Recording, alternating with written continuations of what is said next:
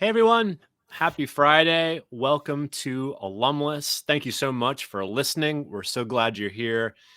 It's Ryan and Chris, Hey, and it everybody. is getting close to the holiday season. We are coming down the home stretch to just maybe another week or two of higher ed business. I don't know, pretty much everyone kind of shuts it down that week before the holidays, and some schools are kind of shutting it down probably next week. But it's always felt like that was one of the perks of working in higher ed. It was kind of a nice longer holiday break.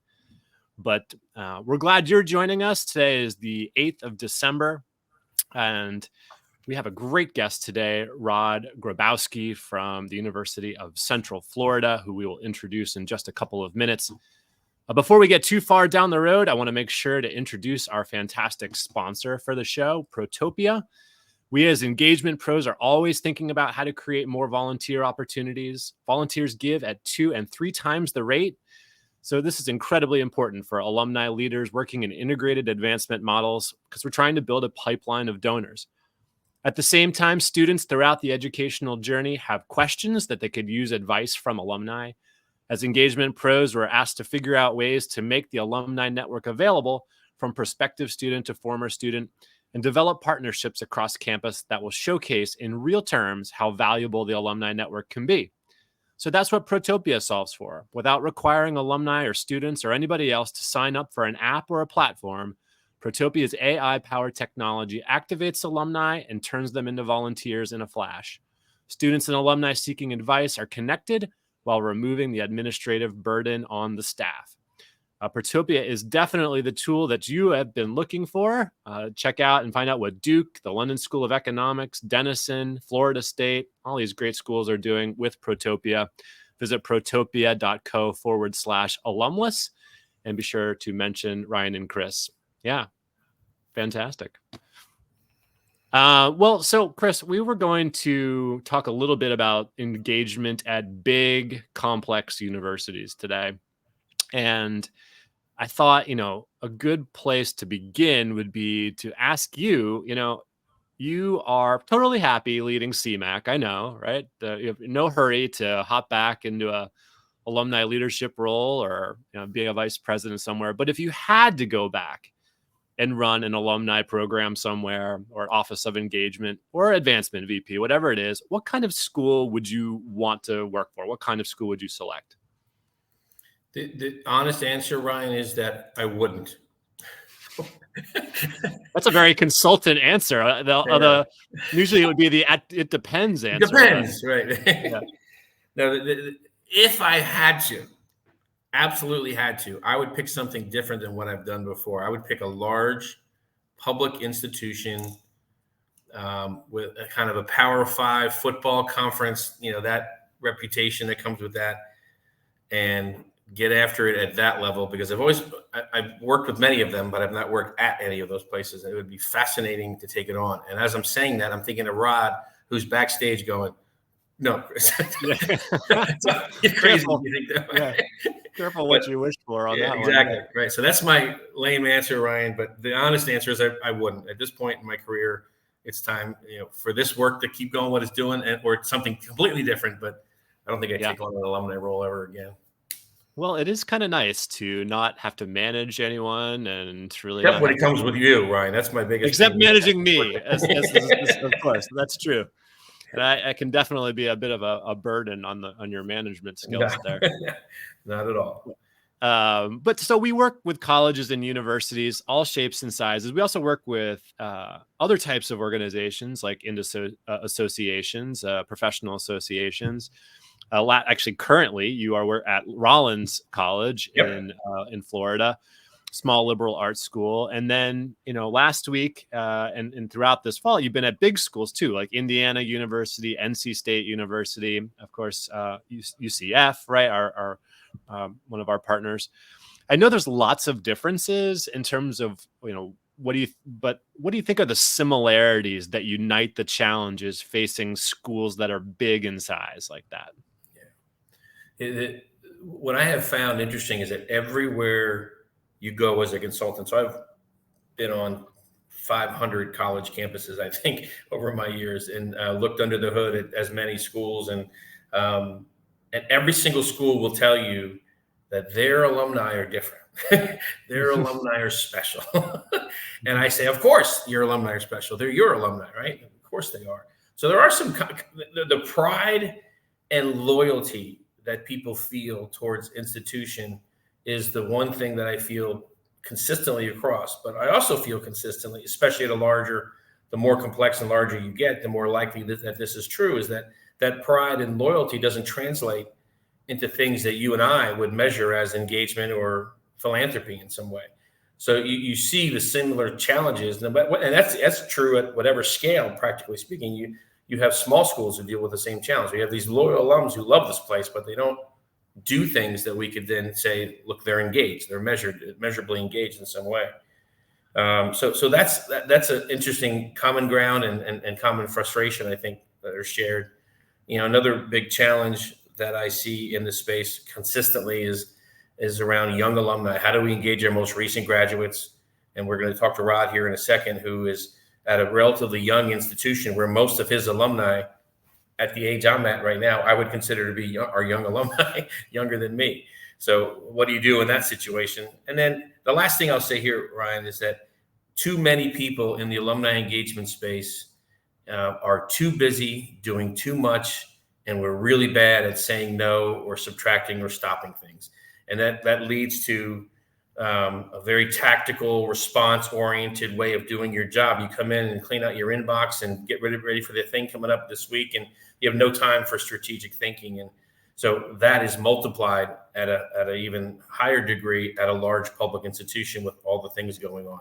So let's bring Rod in to talk about these topics because they're real. We were just talking to him about one as we came on air. So. We'll probably bring it up, the question of staffing here once again. But and to those who are listening live with us, please introduce yourselves in the comments there of our LinkedIn event and the school you're with. And of course, if you have any questions during the show or that we might answer in the podcast section of the show, that in our bonus 30 minutes, please do plug them in. We'll try to address them as we forge ahead. But let's bring Rod out. Hello, Rod. Hello how there. are you? Ryan, nice to see you, and Chris. It's so good to have you, Rod. Rod, you are the Senior Vice President for Advancement and Partnerships at the University of Central Florida. We're grateful to have you. You've led teams at some of the biggest state schools in the country, including the University of South Florida, University of Cincinnati, University of Buffalo, and now at UCF. These are big, complex institutions. Do you enjoy the complexity, I guess, is the first question I wanted to throw at you.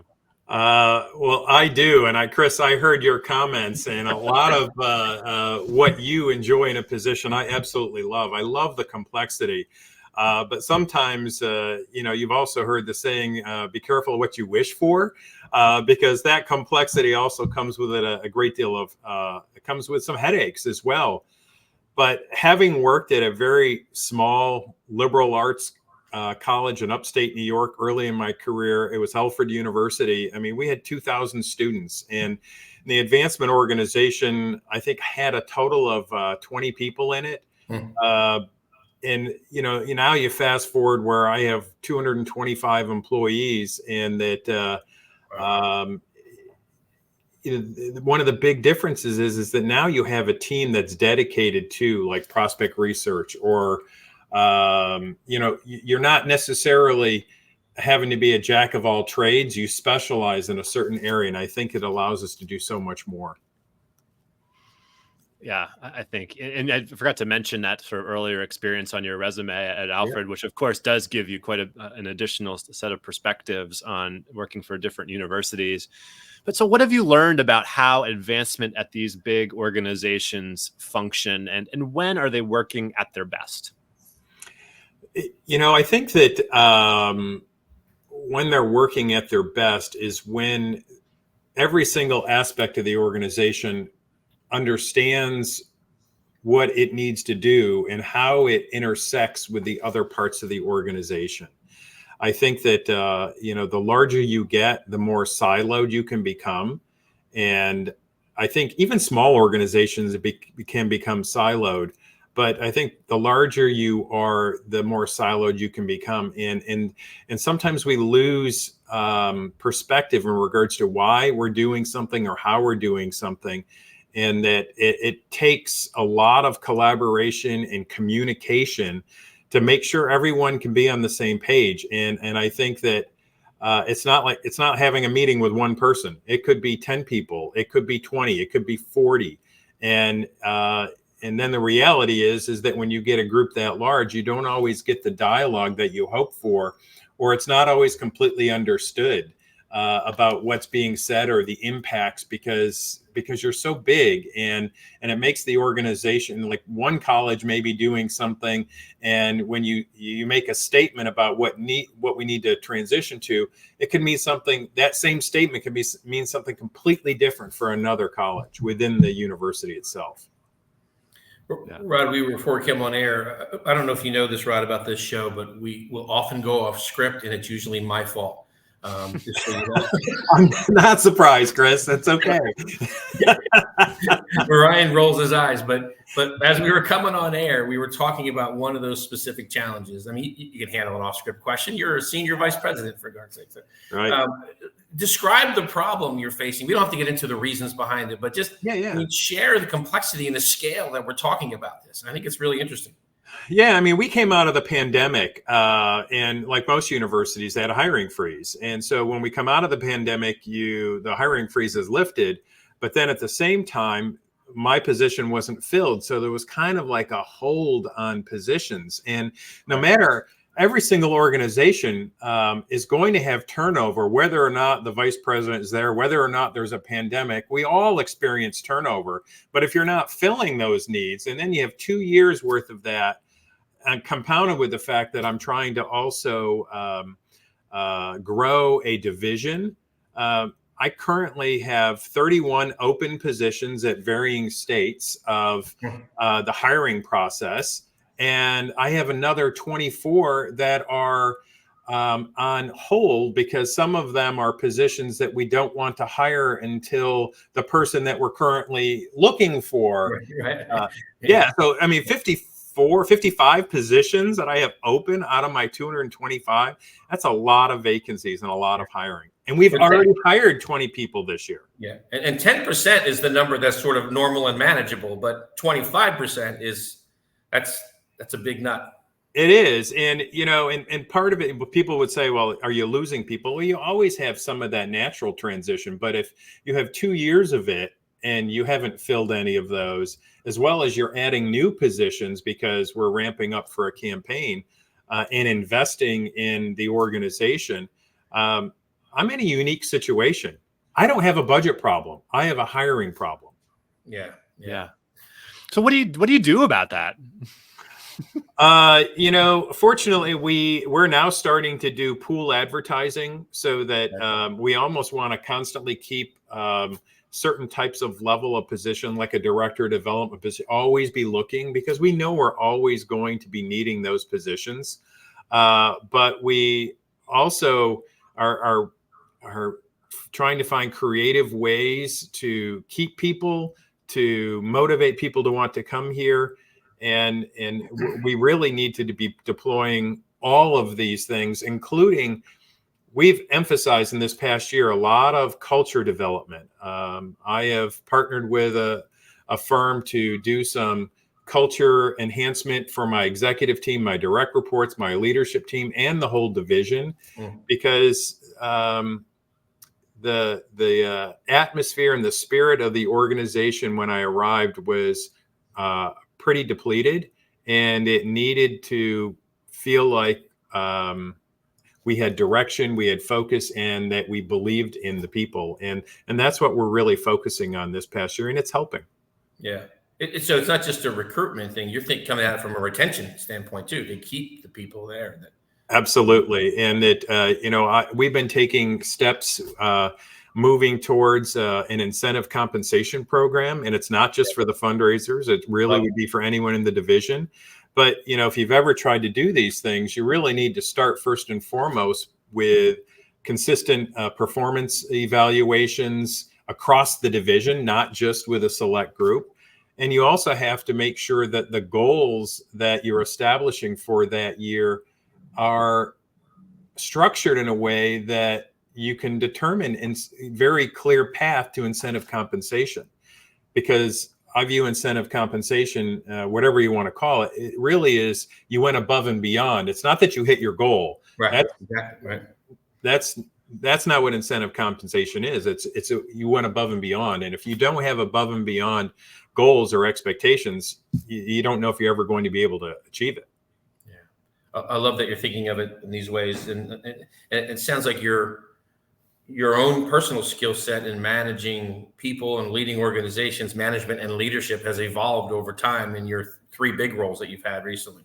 Oh, absolutely. I recall my first permanent presidency or presidency of a foundation, and that, I was an interim at the University of South Florida as the CEO and head of the foundation for about 5 months. And that prepared me, but it didn't completely prepare me for when all of a sudden now you have the job permanently. You're in the seat, right? Oh. Yeah. Pause for a second. I have another question for you that will be back on script. But if anybody's online, I know we have several people online listening live, and some of your former employees are with us, Rod, just so you know. Jump in, say hi, shout out, ask a question, jump into the chat on LinkedIn. But back on script, Rod, if you could go back to any of those previous roles and look at something you instituted, a policy, a decision that you made, basically, if you could do a do-over, what comes to mind as something you would want to do differently?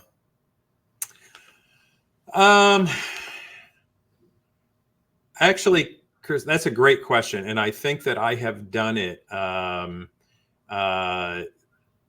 in my next 2 jobs. I think that the importance of culture and how my direct reports interact and engage with each other is so important that, now it's a conversation that I have literally the first day with my direct reports, that while I don't always think that we'll agree on everything, it's how do we civilly engage with each other in a professional way so that it's healthy for the organization. And set that expectation from the very beginning, because I think that in itself is a culture standard that I've now deployed here at Central Florida. I deployed it when I was at the University of Buffalo, in that, we don't always need to agree, but we need to be a unified leadership executive team so that we respect one another and that we know how to work through our differences. Yeah, love it. That's leadership. I love it. And Chris, it all when it starts going bad, it all cascades down. And so when it's going well, it also cascades down into the organization, and they feel it. Yeah. I mean, one of the biggest, I guess, compliments I can say is when you have people that are lower in the organization, they think that every decision is mine because my direct reports were so in sync with each other. It's like, well, they don't actually know what's behind the curtain. It's like the Wizard of Oz. What happens behind the curtain is real dialogue, real debate, real discussion for us to get to that common place. Yeah, it's great insight. Great. Thanks for sharing that. Well, I think part of culture building, Rod, is your team, of course, but it's campus wide, right? And it radiates out across the university, these big complex schools like UCF. Well, I wanted to ask you, we talk a lot about decentralized, and that's a really key component of a large institution, right? Is these huge colleges across campus, arts and sciences, tens of thousands of students and alumni themselves, right? Yeah. And so what is the key, do you think, of building relationships with academic deans? I think that with that, it really is helping them understand how we as a central organization support what they need. And, and I've said this over and over to deans, is that I don't determine your fundraising priorities. What I do, though, is I'm the fundraising process. Same thing for alumni engagement. It's, I don't, you have unique alumni and they have unique needs. So you know them better than anyone else. So, I'm about the process of doing alumni engagement, but how do you meet the needs uniquely? Because a College of Engineering alum is probably going to have different ways that they want to engage than a College of Arts and Humanities alum. And we need to understand that, respect that. But so my goal is to provide the infrastructure and support so that they uniquely can carry out the mission of engagement or fundraising, but the structure is done centrally so that we're consistent across the university. Well, and sort of to add on to the thought, I mean, I remember my experience at the University of Virginia. I was there for about 3 years, and I remember there was this pull ongoing back and forth between the deans pulling, towards a decentralized model versus the advancement unit pulling towards a more centralized led model for advancement. When you think about your experiences, you think about your current role, is there a right structure when it comes to decentralized versus centralized? Is there a homeostasis, if you will, that you're trying to? And what does it look like when it's right? Yeah, I think there really is, in that we're in the process now, and it was also through an engagement with all of you, and also a previous engagement, since some of the knowledge that I learned when you did the consulting work at the University at Buffalo is how do you find the balance to support the colleges, but also have it coordinated with what the Central Alumni Engagement Office does. And, so this is where we landed, and we're actually have our director of college-based engagement that reports centrally that starts next week. And all our colleges alumni engagement associate directors will be reporting into that person. So I've made a real commitment to, and there are colleges that are getting these positions. They're not paying for them. I'm paying for them. And we're going to provide this for you, and it's going to support what you need to do, but we needed to give it central leadership so that, right now, we have a challenge where some of our alumni engagement people are reporting to the development person in the college. And I don't really want my development people worrying about how we're putting on an alumni engagement event. Yeah. I want them to go to it. I want them to interact with people that are there, but I don't want them hosting and coordinating the details of it, and that the Central Alumni Organization can support that. And then it allows us to also more consistently represent our brand, because, there's certain things that we can compromise on with our brand, and there's certain things we can't. And what are those things? And I think that every college and university, doesn't matter your size across this country. I mean, you have to understand what those standards are. Chris, we often get brought in on to work with our partners, our clients during periods of transition. Sometimes we get brought in when there's excess friction happening in one way or another. And I think it's fair to say that the dynamic that Rod is referring to, the decentralized versus centralized touch point, our dynamic is one that, particularly at large schools, can be really confounding, I think, and can be a real challenge for a centralized team to try to navigate. When there's the most amount of unhealthy friction happening, Chris, like what are the dynamics that are typically at play there? Yeah, and I see it certainly at the larger, more complex places that Rod's been recently, and that now. But I'm here at Rollins College today. They have a 40-person advancement team, 40,000 alumni, which is on the high end for a liberal arts college. But even they have struggles with silos. It goes to, Ryan, we have a list of 6 questions you must ask before you take any initiative, and one of those questions is, who else needs to know? And collaboration starts at a very early stage at whatever size school you're at. So, but I if I had to answer what it boils down to, when I see unhealthy, or friction, behavior. It comes down to trust is a big piece. There's a little bit of ownership in there, somebody wanting control or ownership of a certain aspect or outcome. And at the core of all of those is better internal communications.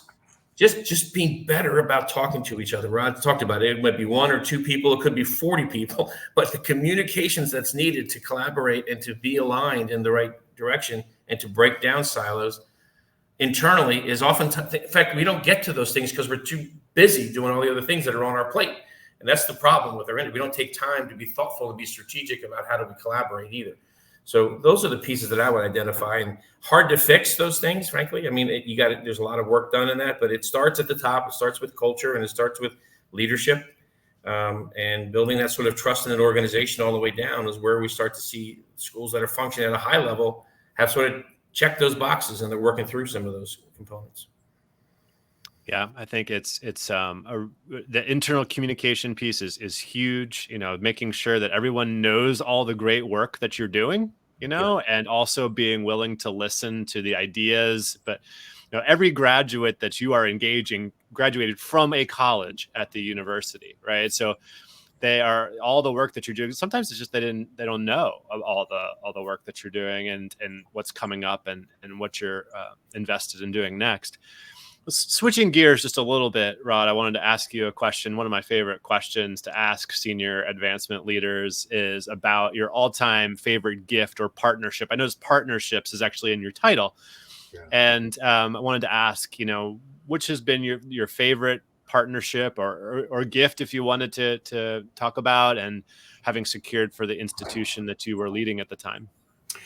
Yeah, and I think that every institution, there's been something different in it. It's not necessarily the size of the gift. It's the impact of the gift that, to me, is what matters more. And I think back to, I've only been here at UCF now 15 months. And like you said, Ryan, I now have a whole new partnerships area that we're developing. And our first 2 Pegasus partners were Advent Health and Orlando Health. And my involvement with those, I'm one of a team that was involved in those. It really ended up partnering also with gifts that came about via Dr. Phillips Charities, which is a foundation that's more here in the local Orlando area. And it really allowed us to focus on enhancing what we're doing with our College of Nursing, expanding the workforce, expanding the graduates to meet the needs for us. Our aging population and seeing the impact that it's going to make. We're going to build a new building. We got legislative money that corresponds with this. So you see that synergy of all of this happening, and knowing that it's going to be better for our community, our state, our nation, and what the types of graduates we're going to produce and their impact. That's really exciting to see, to know that philanthropy is really changing something. Yeah, love that impact. Yeah. And, when I was at the University of Cincinnati, it was a gift that was for the Innocence Project and for the state of Ohio. And when you have a gift announcement and it's featuring someone who was incarcerated for 39 years and he was innocent. Mm-hmm. And that Innocence Project in the College of Law at the university really was instrumental in getting his release. And we had a longtime supporter of the program establish a significant gift as part of his estate to really keep that going. That's profound. Yeah. That's awesome. But on the other hand, I go back to my time when I was at the University of North Florida, and we had a mother come in and her son was killed in the Iraq War. And 3 weeks after he died, she's in my office wanting to establish a scholarship in his name because he didn't finish college and he wanted to. Mm-hmm. And she wanted to be a catalyst for others to go to college. Was really profound as well. Wow. Yeah. Those are some great stories. Yeah. Well, Ryan, I side note here a little bit. Future guest on our show, and I'm pretty sure Rod knows this person, John Fudo, who's now at UMass Lowell, who was at UConn for many years in the alumni space. but he's now a VP for advancement. And one of the things he's done there pretty routinely is that he'll take a big gift, a transformational gift that comes in, and have his team do research on what it took over 20, 30 years to get that person engaged, who connected with them, what happened. So it's sort of the journey map of a gift to get to that point where that person came in to make that impact that you just described there, Rod. But John, would be fun to have Juan talk about the story. But Rod, I'm sure you've thought about these things too. All the touch points that happened prior to you making that ask is significant. So many, and it's really not. You know, I'm only I'm one of the instruments. Right. You know.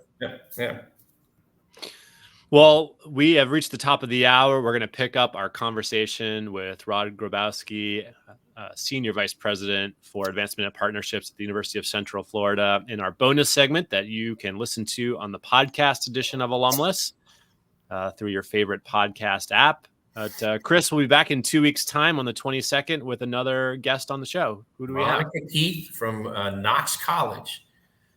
Polar opposite type of institution from UCF, but Monica is another great vice president out there, leader of that organization. And Ryan, you're going to be there next week, I believe. Yeah, I'm actually flying to Galesburg, Illinois, which is a Peoria, and then a car ride to do a workshop there on Monday. But one of the things I love about Monica is her background is actually advancement operations. Cool. She came up to the vice president position through kind of the data and reporting side of the house, and that's unusual. So we're going to talk with Monica about the work she's doing at Knox College, which is a small private school in Illinois, and how her experience on the operations side informs the work she's doing now. But thanks everybody for listening, and we'll be back in 2 weeks with Monica, and then we're going to record our bonus section with Rod, and we'll see you next time. Thanks, everybody. Thanks, Rod. Thank you.